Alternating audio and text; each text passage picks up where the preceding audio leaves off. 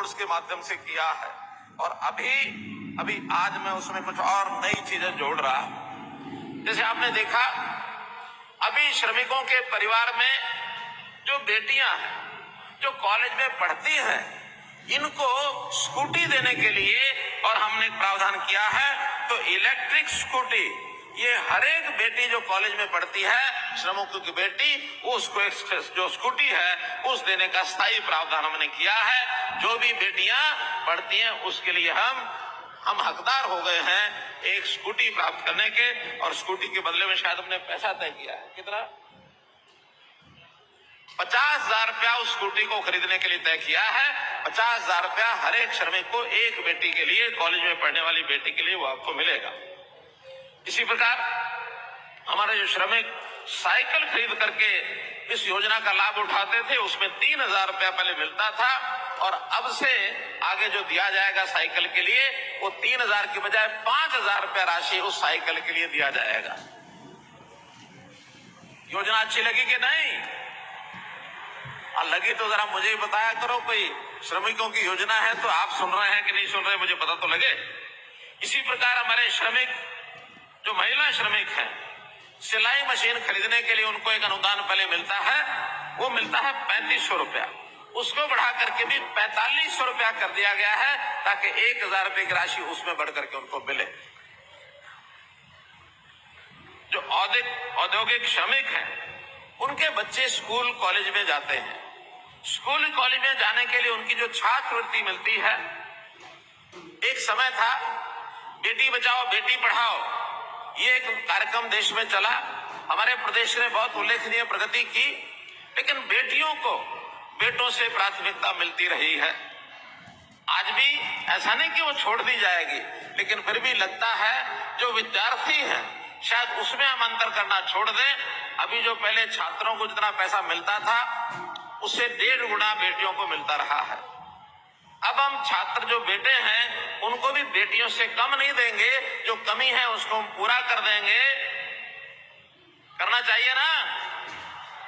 करना चाहिए, लेकिन इतना ही नहीं, उसमें वृद्धि भी कर रहे हैं। उसमें जो 4-5 आइटम है मैं आपको बताता हूं। अभी तक 9वीं 10वीं इनमें छात्रों के लिए 5,000, छात्राओं के लिए 7,000 रुपये राशि दी जाती थी, लेकिन अब आगे से छात्र हो या छात्रा हो, उन सबको 7,000 की बजाय अब ये 10,000 रुपये की राशि उनको छात्रवृत्ति के रूप में दी जाएगी। वार्षिक 10,000 रुपया मिलेगा। ITI डिप्लोमा के जो प्रत्येक 1 वर्ष के लिए जो पहले 6,000 और 8,500 मिलता था, अब वो भी बढ़ा करके उसको 10,000 रुपया किया है। तो इनको भी 10,000 रुपया ITI के छात्रों को भी मिलेगा।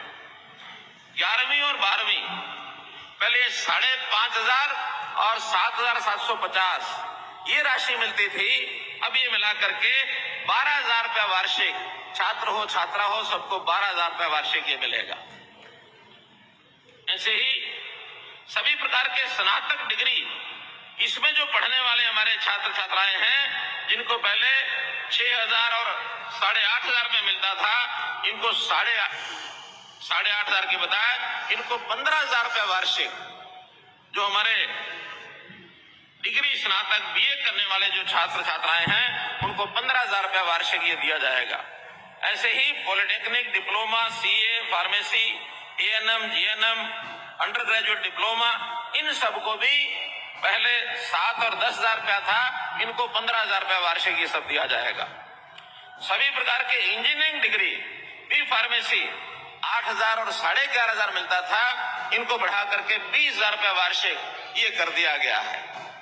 ऐसे ही सभी प्रकार की स्नातकोत्तर डिग्री, डिप्लोमा, BSc नर्सिंग, इनके लिए भी 20,000 रुपया वार्षिक कर दिया गया है। सभी प्रकार के medical degree, MBBS, BDS, BAMS, इनके लिए 21,000 रुपया वार्षिक ये सब कर दिया गया है। तो इस प्रकार से इन सब की छात्रवृत्ति में पर्याप्त जो बढ़ावा है वो हमने किया है।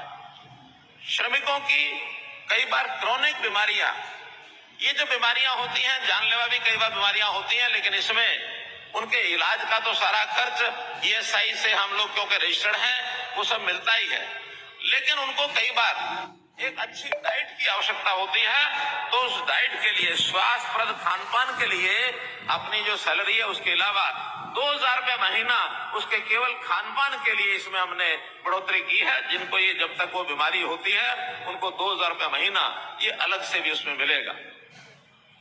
श्रमिकों के लिए 4 बड़े नगर फरीदाबाद, गुरुग्राम, सोनीपत और यमुनानगर HSVP के जिम्मे हमने, HSIDC के जिम्मे हमने लगाया है। वो इन सब स्थानों पर जो आवासीय मकान है, अस्थायी जिनको रहना होता है, उनके लिए पहले चरण में, मैं पहला चरण कह रहा हूं, आगे और बढ़ाएंगे, पहले चरण में इन चारों शहरों में 500 फ्लैट यानी कुल 2,000 फ्लैट इस वर्ष में तैयार कर दिए जाएंगे।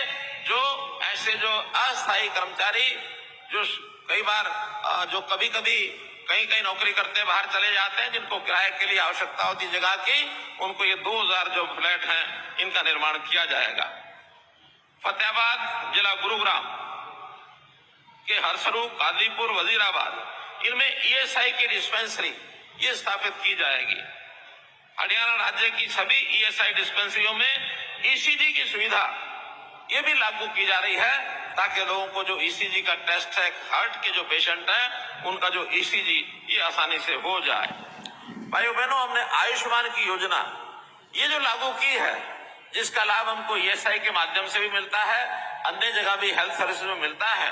अभी तक जिनकी 15,000 रुपए की सैलरी है, 1,80,000 रुपए साल का, उनको ये आयुष्मान की योजना फ्री मिलती है।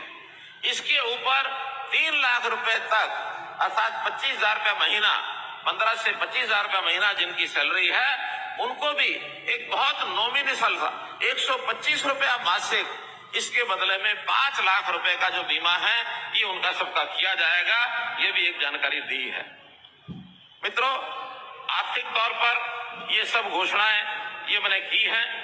एक और इसके साथ विषय कि आज जैसे प्रधानमंत्री जी विश्वकर्मा दिवस पर कुछ योजनाएं घोषित करने वाले हैं। उन घोषणाओं में एक योजना हमारे यहाँ विश्वकर्मा कौशल विश्वविद्यालय जहां बैठे इन्होंने भी बनाई है। मैं इसकी जानकारी आपको देता हूं। बाद में वो जो घोषणाएं होंगी उसके साथ डबटेल करके जो उसमें ज्यादा लाभदायक होगी, कुछ चीजें यहाँ लाभदायक होंगी, कुछ उनमें लाभदायक होंगी, उसके बाद जो लाभदायक होगी उसको आगे बढ़ाएंगे। जैसे एक योजना यहाँ बना रहे हैं, वो है गुरु शिष्य कौशल सम्मान योजना। गुरु शिष्य कौशल सम्मान योजना के अंतर्गत इसका उद्देश्य अनौपचारिक क्षेत्र 25,000 शिल्पकारों को, कारीगर और श्रमिकों को, जैसे प्लम्बर हैं, बढ़ई हैं, राजमिस्त्री आदि कौशल यानी क्षमता को पहचान कर उनको ट्रेंड करना, उनको प्रमाणित करना और ऐसे ट्रेंड गुरु के रूप में उनको पहचान दिलवाना। अर्थात जो सीख जाएंगे उसके बाद वो गुरु के नाते अर्थात ट्रेनर के नाते भी काम करेंगे। वो ट्रेनर जो है उनको सरकार जो है उनको एनरोल करेगी और बाद में ऐसे लोगों को, नई पीढ़ी के लोगों को, और हम जो है उनको ट्रेंड कर सके। तो इस योजना में 75,000 युवाओं को कौशल आधारित प्रशिक्षण ट्रेड गुरुओं के साथ प्रशिक्षक के रूप में जोड़ा जाएगा और कौशल प्रशिक्षण कार्यक्रमों के सफल समापन के बाद ऐसे लोगों को प्रमाण पत्र प्रदान किए जाएंगे। स्वरोजगार शुरू करने व उद्यमी बनने में ये सब सक्षम हमको बनाएगा। ये योजना कौशल विश्वविद्यालय द्वारा कार्यान्वित की जाएगी, 5 साल के लिए होगी। इसका कुल बजट सरकार ने 208 करोड़ रुपए ये मंजूर किया है।